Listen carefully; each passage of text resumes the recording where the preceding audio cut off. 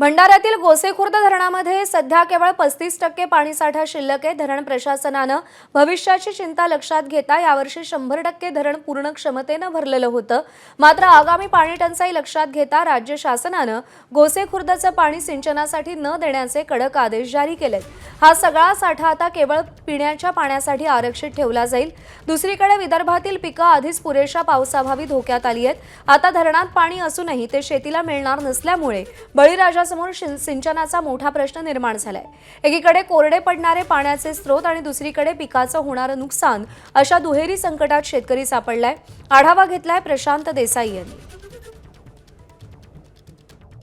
यावर्षी राज्यामध्ये प्रखर उष्णता जाणवली आणि त्यामुळे मोठ्या प्रमाणात पाण्याचं बाष्पीभवन झालं आणि राज्यातील अनेक मोठे धरण, तलाव, प्रकल्प कोरडे पडलेत। मात्र त्याला अपवाद ठरलाय भंडाऱ्याचा हा गोसेखुर्द धरण प्रकल्प।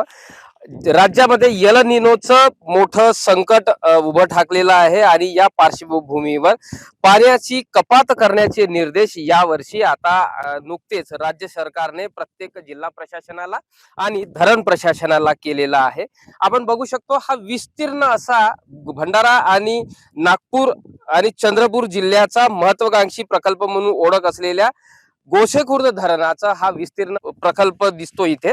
आणि इथे आता या वर्षी धरण प्रशासनाने पूर्ण क्षमतेने 100% धरण पूर्णपणे भरलेलं होतं आणि प्रखर उष्णतेनंतरही आता या धरणाचा जलसाठा जर बघितला तर 35% जलसाठा जो अजूनही इथे जिवंत जलसाठा म्हणता येईल हा आहे।